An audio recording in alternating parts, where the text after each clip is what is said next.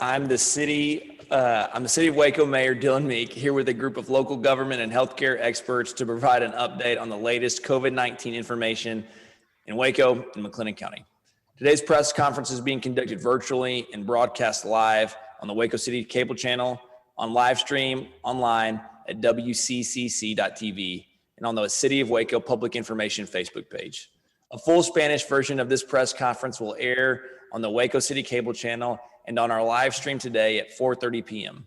Mayor Pro Tem Sabito, will you please provide the details to our Spanish audience, to our Spanish-speaking audience? Absolutely. Thank you, Mayor.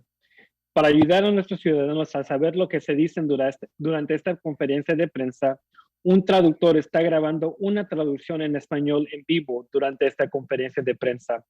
Esta grabación completa en español reemplazará el sonido del inglés en el video y una versión en español de toda la conferencia de prensa se reproducirá en el canal de cable de la ciudad de Waco aproximadamente a las 4:30 de esta tarde. Puede ver la conferencia de prensa en el canal 10 o por internet en vivo en wccc.tv. Mayor, thank you for the opportunity. Thank you, Hector.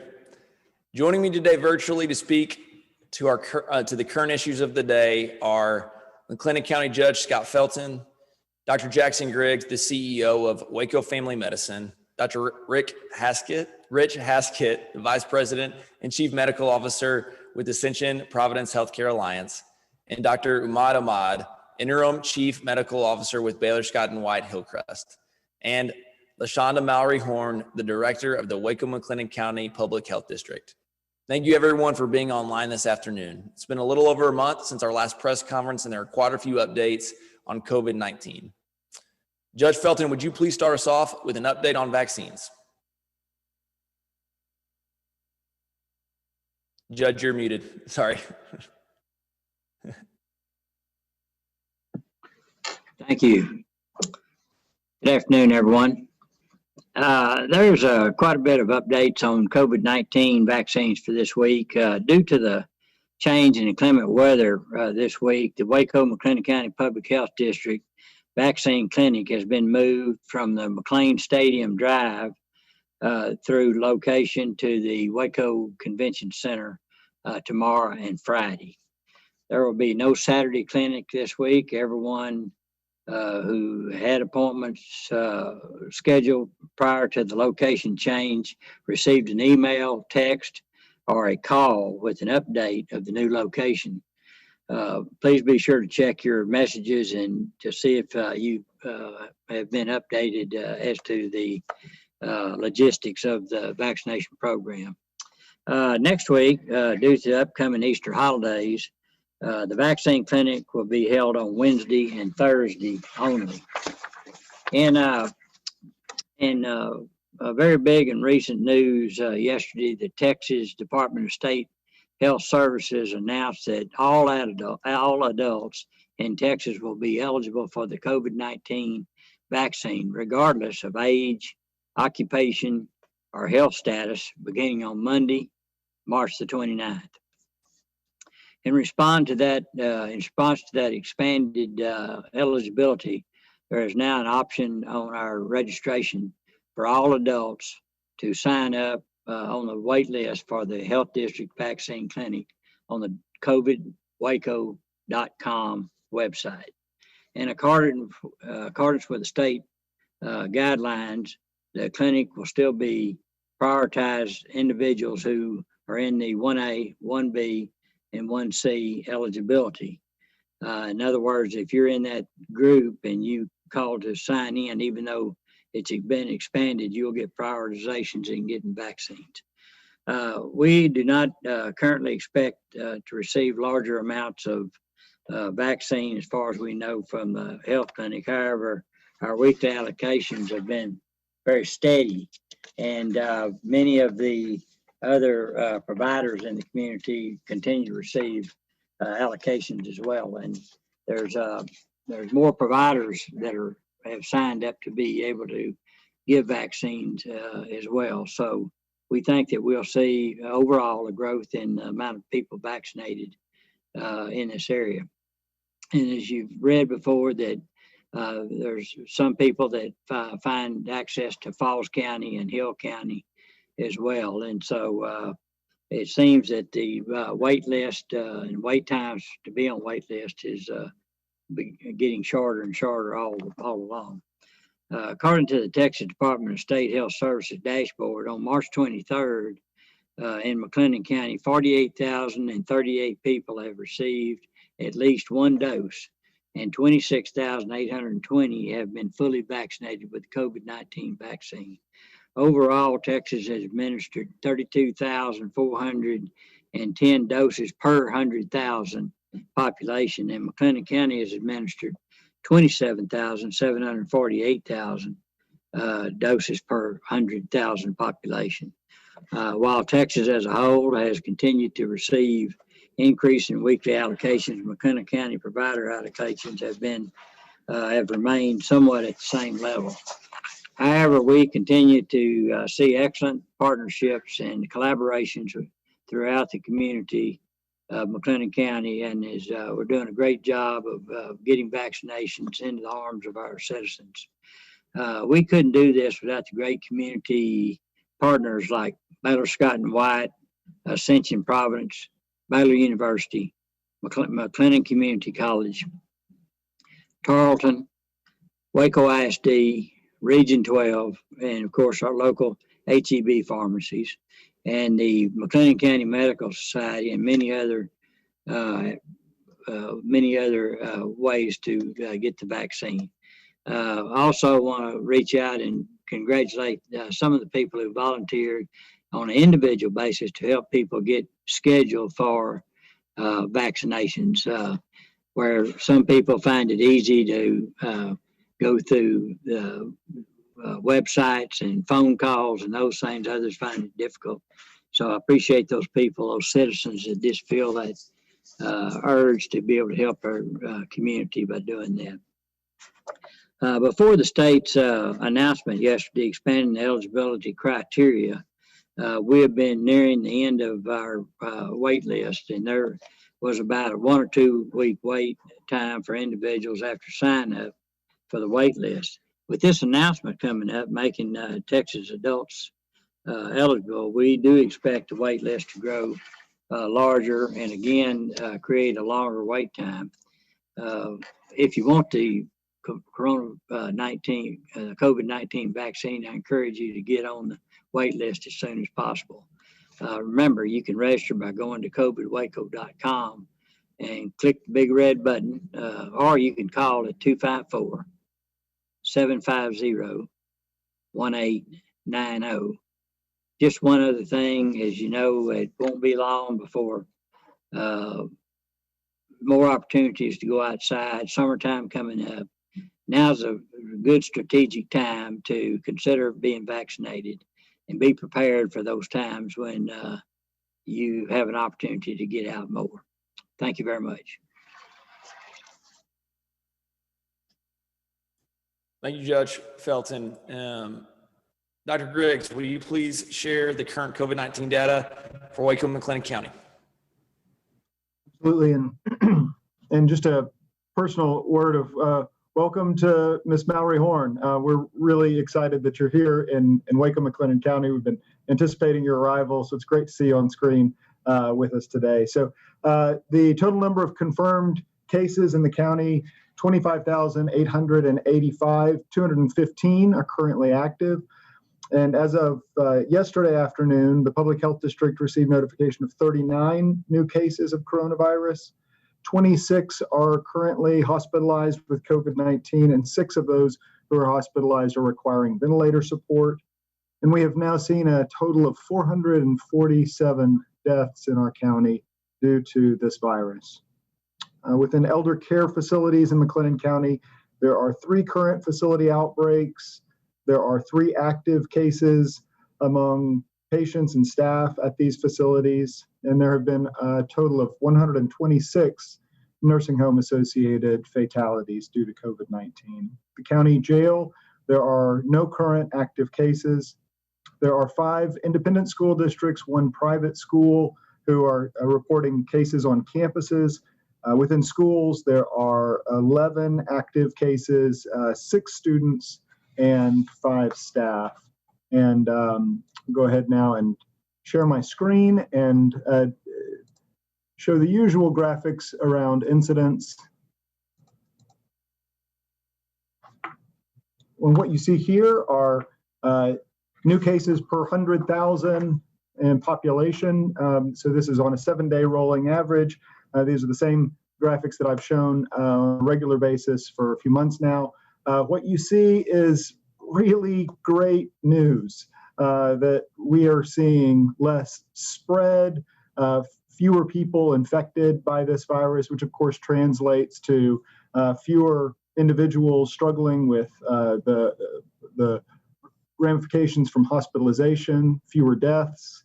And there are a few things that are still a bit uncertain. We don't know the impact of Governor Abbott's withdrawal of universal masking mandates. We haven't yet seen impact of spring break. And of course, as I'll describe in a minute, there are some new variants that we're monitoring.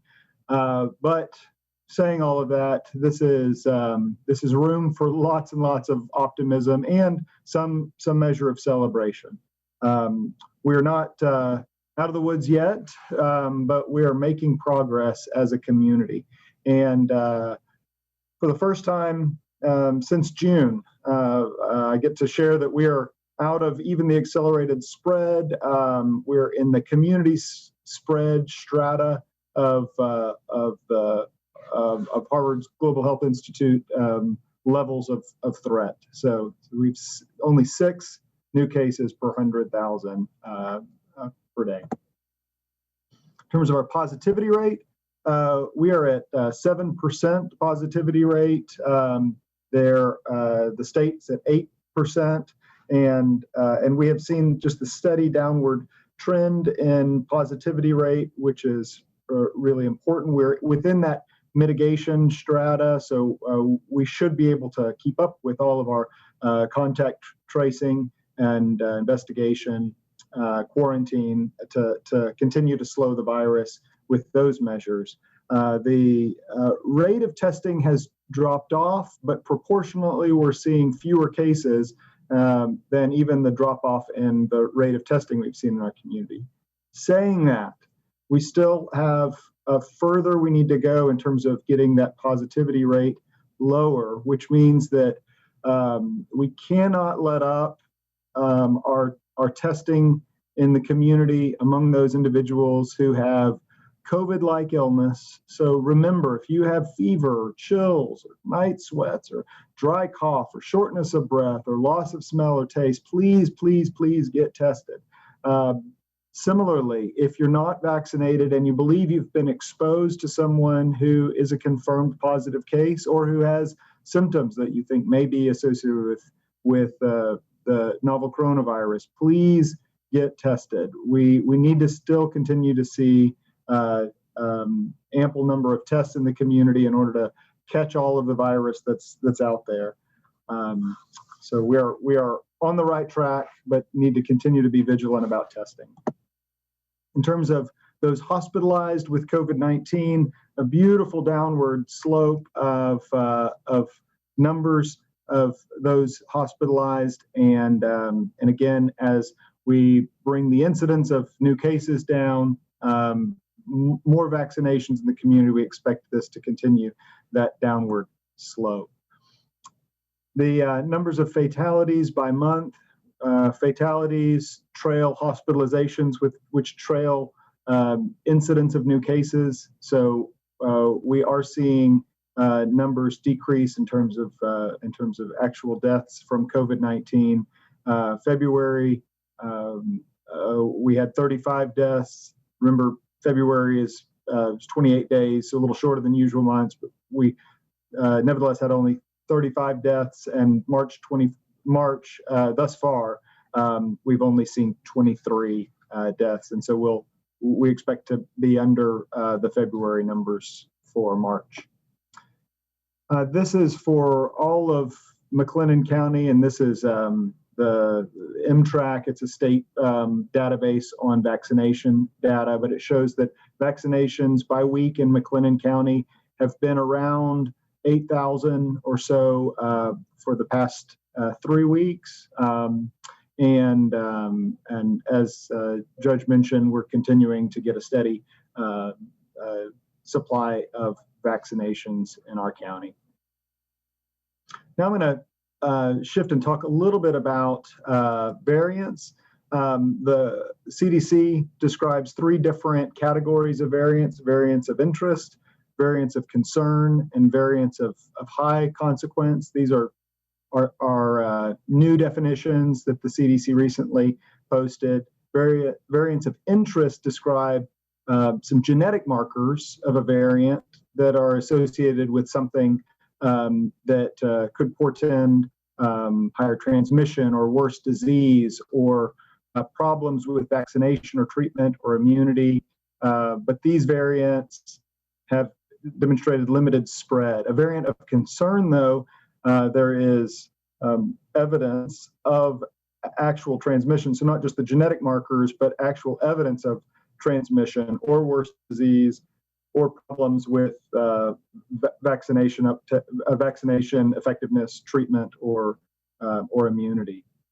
And then variants of high consequence are definitionally, and this is a quote from the CDC's website, clear evidence that prevention measures or medical countermeasures have significantly reduced effectiveness relative to previously circulating variants. So significantly reduced effectiveness in either prevention measures like contact tracing, quarantine, et cetera, or medical countermeasures, vaccination, treatment.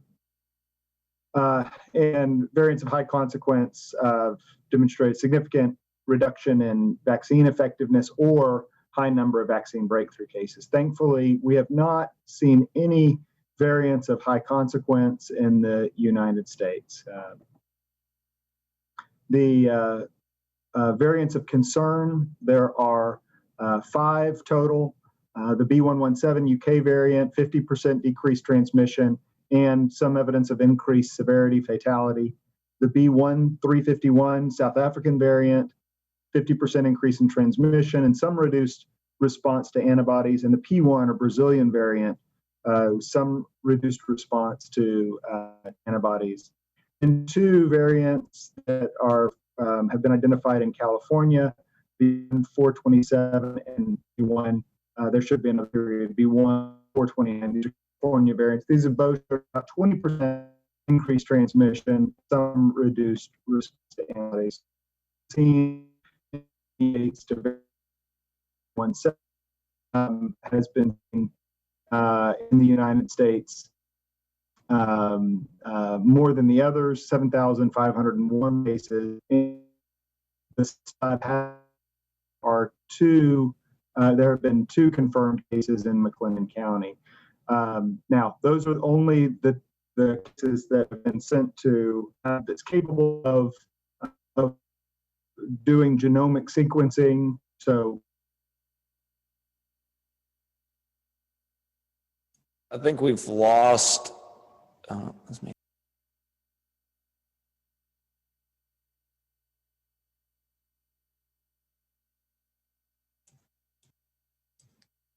Sorry, we might be having some technical difficulties here. Did we lose Jackson? He has fallen off the panelist list. Okay, yes. Great. We will move on to Dr. Haskett. Dr. Haskett, can you give us an update on Ascension Providence? Good afternoon, and Mayor Meek, Judge Felton, we continue to be amazed and grateful for your leadership within this community. I also like to welcome LaShonda Mallory Horn to this town and to this panel. We are very excited to have you here and grateful for what we know is going to be great leadership and a great connection to this community. So welcome to Waco. I would also like to really start by thanking the Waco community for staying the course and taking the necessary precautions to help prevent the spread of COVID-19. let's be honest, these have been difficult times. The people here have suffered. We as Central Texans always do stand strong and resilient. I'm very proud to be a member of this great community and this great part of the state of Texas. As far as our hospital is concerned, we're doing well. We continue to see COVID cases, but we have an average census typically between 15 and 20 COVID patients per day. As you'll recall, this is significantly fewer than we had just months ago when we were approaching 100 per day. So we're grateful for that. And we are happy to continue to be able to offer elective procedures, which we are now full and busy and able to take care of people in Waco, and we're grateful for that. We do continue to screen at our entrances. Everybody who comes in our facilities, we want to maintain those good public health and safety protocols that have continued to carry us through this and keep us safe. And happy to entertain any other questions going forward, Mayor. Thank you, Dr. Haskett. We'll now turn to Dr. Mott to give us an update from Baylor Scott and White. Thank you, Mayor Meek, and thank you, Judge Felton. I would also like to welcome LaShonda. LaShonda, nice to see you, and we are excited that you're part of this team. Just like Dr. Haskett mentioned, we are also very excited that the numbers have gone down. Our numbers have been at the lower than 20% of our peaks that we have seen in the worst days in the month of November and December. The mortalities also have come down because of COVID, and it is all because of the hard work of our community and our leaders who have spread the education, who have stayed focused on our 3 goals, which I will still repeat. Please continue your social distancing, continue using the mask. I understand the mask mandate has gone away, but as part of the scientific evidence, there is still evidence that mask will get benefit. Even if you're vaccinated, please continue using the mask because you could be the carrier for somebody else that you're coming in touch with. So by following those guidelines, along with the vaccinations, we have been able to control a lot of our disease processes. And as Dr. Briggs was saying, we are not sure how spring break and the regulation of the masking will change the future, but we are hoping that the community will stay focused and we go in the right direction. We continue to use our screeners, just like Dr. Haskett mentioned. We are keeping our safety first for the patient and the visitors. And we are committed to making sure that we support our hub, which is with our mayor, so that we can vaccinate our community. We also vaccinated locally through our drive-through. As we receive vaccination, we will continue vaccinating our high risk. And now as the state mandate has changed, anybody who's 1A, 1B, and 1C. So we will get through this vaccination process in the coming months. Now I'll be happy to have any questions if anybody has any. Thank you. Thank you. Dr. Griggs, I didn't know if you wanted to wrap up with any remarks. I think we had some technical difficulties there. Sorry about that. Sure. And before we went on the air, Mayor Meek was encouraging all of us to use our time efficiently. And so I'm blaming him. I think he has a mayoral, disconnect button that he pressed because I was taking too long. Kidding, of course. There have been two instances where the B117 variant, 2 known cases that have been referred to the state lab where the B117 variant been detected in McLennan County. When the health district did an investigation, those individuals did not have any known travel to other countries, and they didn't have any close contacts with anyone who had done any travel to other countries. So that tells us that the virus is spreading within the community, and the variant is spreading within the community. And if we use other countries as sort of models, we assume that there's a fairly good likelihood that this will become the dominant variant in our community. And this particular variant has about 50% more transmission, and there's some evidence that it has higher risk of severity and fatality. So we are, I think I used the metaphor before that we're in a race with the new variants that are spreading in our country, and that's true here locally as well. We really must continue to get vaccines in arms. That's the solution to the new variants that are cropping up, to continue to keep our community on the right trajectory towards safety. We all need to encourage each other to get vaccinated. If you hear individuals who are ambivalent or kind of can't quite decide, tell them why you got vaccinated. If you're someone who is scheduling yourself to get vaccinated, encourage your family and friends by telling them, I'm getting vaccinated.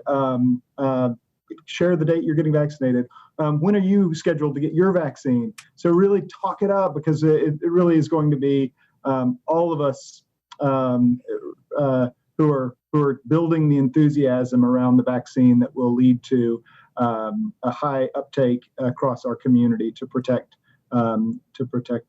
each other, and particularly the vulnerable.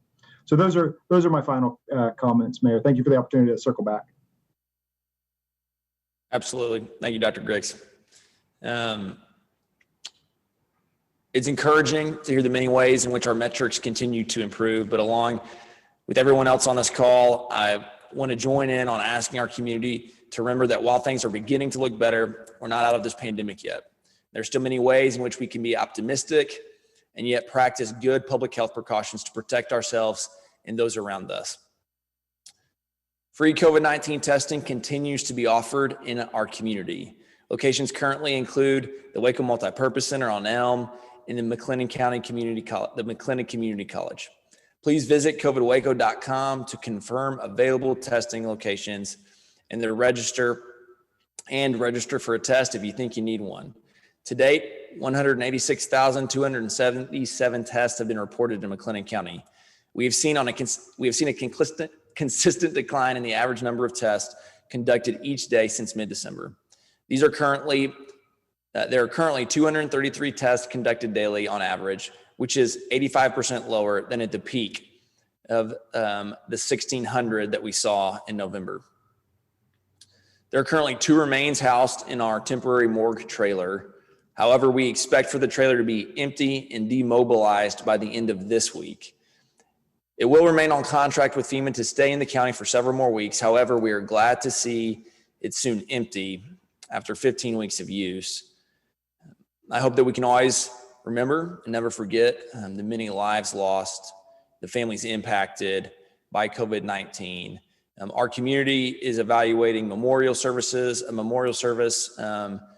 and what that might look like at a future date. Stand by for more information regarding that. As we begin to look towards recovery, and as more within our community become vaccinated and COVID-19 hospitalizations and our 7-day case incident rate decline, the city of Waco will begin implementing a phased, thoughtful, measured reopening process for city facilities. Currently, our city-operated museums and venues are within restrictions, are open with restrictions. So to say that again, our museums and our venues are currently and have been opened, but with restrictions. Outdoor events on city property have not been permitted. Conventions and meetings are currently meeting at 50% occupancy. And to date, our city council and commission meetings remain only virtual, and city buildings are closed. Beginning this week, the city of Waco will enter phase 1 of a reopening with city-operated museums and venues continuing to operate as they have been with the same restrictions in place. Outdoor events on city property will be allowed with restrictions and safety precautions. Conventions and meetings can be held at 75% occupancy with restrictions. And the city council will be discussing the timing of meeting in person, with public participation remaining virtual. We presented this plan to Dr. Farley Verner and Dr. Jackson Griggs and have worked with them as we move forward. We're going to continue to monitor our data and we'll adjust as we need to. Given the data that we have regarding COVID-19 in McLennan County over the last month and balancing the need for safe protocols, physical health, mental health, and economic health, we believe now is the time for these measured, safety-conscious moves.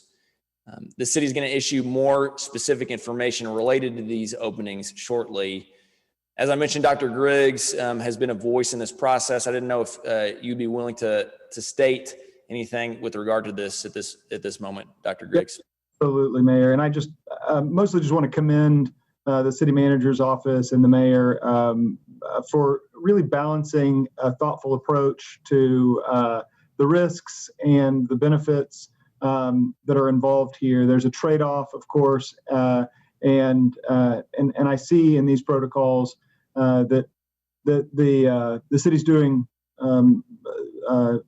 really thoughtful work in progressively opening up opportunities for the public while kind of keeping in balance the potential risks for contagion. And I just think that the work was thoughtful and appreciate City Manager Bradley Ford and Deputy City Manager Deidre Emerson and the mayor's work on this.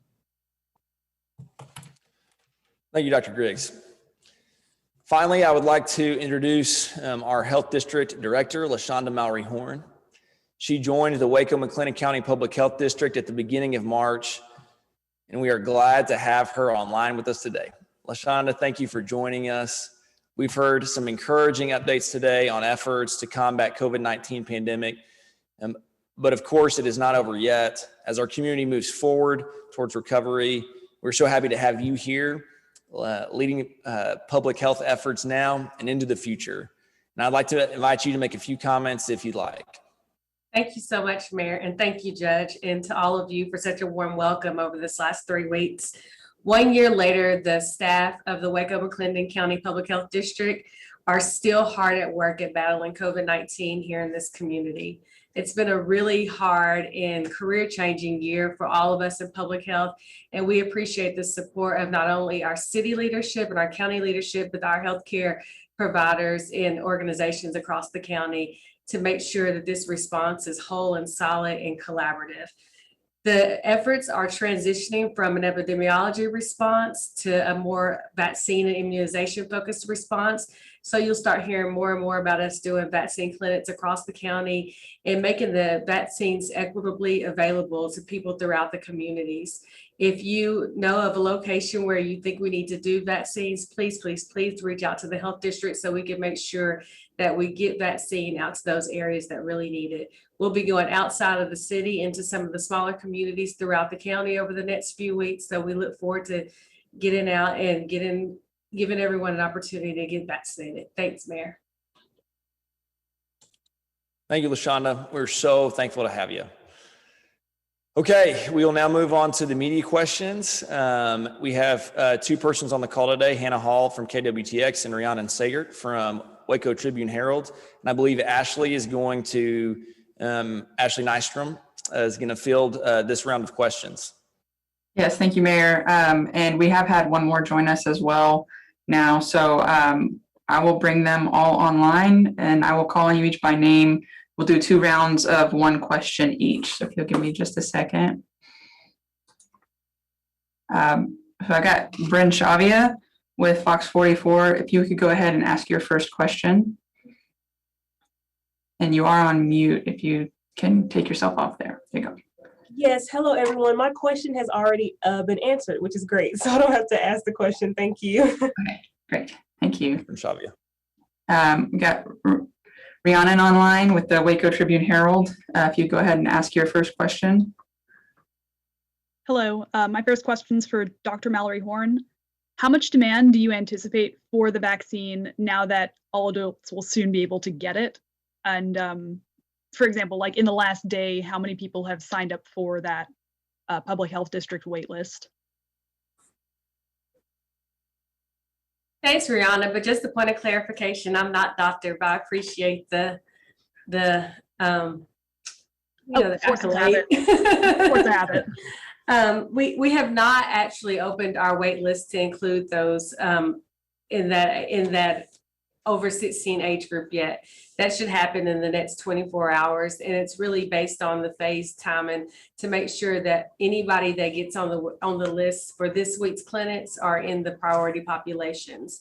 So we expect to see an increase, hopefully, in vaccine uptake once we open up the wait list to those over the age of 16. But at this point, we are still just trying to make sure we get our senior adults vaccinated and those in our most vulnerable populations. And actually, a point of clarification, it has opened up, but we definitely don't expect to see anyone have large wait times any longer. We're getting close to the end of our list. I apologize for that. Great. Thank you. Katie with KWTX, you are on mute. There you go. Yeah. Thank you. I will be stepping in for Hannah Hall this afternoon. My question is for marginalized and vulnerable communities, how are we going to ensure that these populations are still taken care of as we open the door for more people to get vaccinated? I'll start that, but then I'll turn it over to LaShonda too. This is something that we're taking very seriously at our public vaccination clinic. We've put together an equitable task force, and as Ms. Mallory Horn already mentioned, we are examining smaller vaccine clinics in the community. The amount of resources, both in terms of personnel and equipment, that go into standing up a vaccination clinic is significant. However, we understand the importance of going to people and making sure that we are being as accessible as possible to vulnerable populations in our community. So we're examining that right now. I know that there have been a lot of conversations around ensuring that the unhoused populations in our community can be vaccinated as well. We've also engaged in conversations and begun to draft plans for our homebound population as well. Some of these populations, particularly the homeless population or unhoused population, and the homebound populations would certainly benefit from the Johnson & Johnson vaccination because it's a one-shot vaccination. So we would like to hopefully have those in our community to be able to use for some of these more vulnerable populations so that you don't have to coordinate a second round of shots. But we are in discussions. There's an equitable vaccination committee meeting regularly to ensure that we're putting forth best practices. As I mentioned, there's many plans in play. LaShonda, anything that you'd like to add to that? We are working thank you, Mayor. We are working very closely with multiple CBOs or community-based organizations, including Meals on Wheels and Mission Waco. So we know that there are some extremely vulnerable pockets of our community that need to be immunized, but we want to make sure that we do it in a way that is strategic and efficient. And by using the Johnson & Johnson vaccine, that would be ideal. However, that's not the only way we're going to do this. We've already, Dr. Haskett has already worked with Mission Waco to start the process of immunizing some of our homeless population. And I think we'll keep moving forward with that effort and support them as much as possible if needed to make sure we're able to try to reach as many people as possible. Just one additional statement about vaccine. As we get closer to, or since we're in this moment of where everyone is eligible, please try not to wait until one certain brand of vaccine or another is available. There's very limited doses available of the Johnson & Johnson one-dose vaccine. However, between Ascension Providence and our hub at the health district, there is significant amount of Pfizer and Moderna vaccine available. So we really, really encourage everyone to go ahead and get vaccinated as soon as possible. Don't hesitate. The sooner we get more people in the community vaccinated, the closer we are to moving back to a more normal everyday life experience. Thank you, LaShonda. That's excellent. Thank you for that clarification. Mayor, I might jump in here real quick if that's all right. Katie, also, our target population at Waco Family Medicine are those who live at 200% of federal poverty and below. And we have the majority of the recipients of our vaccine supply to date have been racial ethnic minorities. We are actively calling on a daily basis our patients who are in 1B and now 1C, and soon it will be patients who are outside of those higher risk categories to get them scheduled. We really appreciate that Ascension Providence has given us now around 2,000 total doses of a vaccine and that we've then distributed to our patients. We've worked closely to get some of our high-risk patients into also the city's, the public health district's mass vaccination program, those who would have had difficulty registering online. And we're getting some federal supply. The federal supply that we're getting is Johnson & Johnson. So that we received 200 doses last week. We received an additional 200 doses of Johnson & Johnson. So this is not the state supply. It's not from the Ascension Providence Hub. This is then a third means to access vaccines through a federal supplier. So we see ourselves as being important in the distribution of vaccines to those who are marginalized in our community. Great. Thank you, Dr. Griggs. So we'll go back around to the top and do one more round of one question each. Bryn Shavia, I wanted to give you a chance if you had a clarifying or follow-up question you'd like to ask. No, ma'am, I don't. Thank you. Great. Rhiannon, we'll move to you for a second question. I wanted to ask,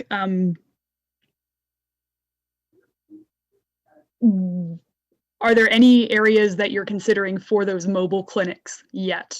Any areas where they've come up a lot or been recommended strongly? LaShonda, do you want to fill this one?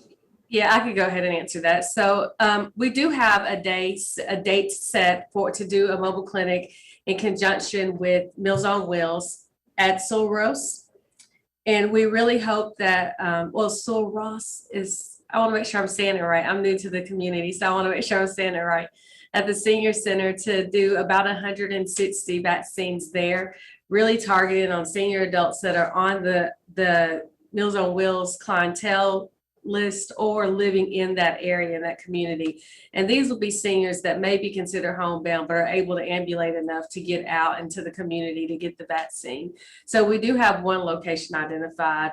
There are a few churches that have offered up space that we anticipate using. We want to work with Waco ISD some to use some of their space. And I cannot end this without thanking Baylor for all the time they've allowed us to have at McLean Stadium and all the support they've given us, whether it's staff or, just being able to help us coordinate over the last 11 weeks. They've been great. So we do have some places in mind, Rihanna, but it's a pretty significant planning process. The vaccine has to be taken care of, keeping the cold chain secure and making sure that we don't, lose the viability of the vaccine by letting it get out of the right temperature. So we have some planning to do, but it should start coming together in the next few weeks.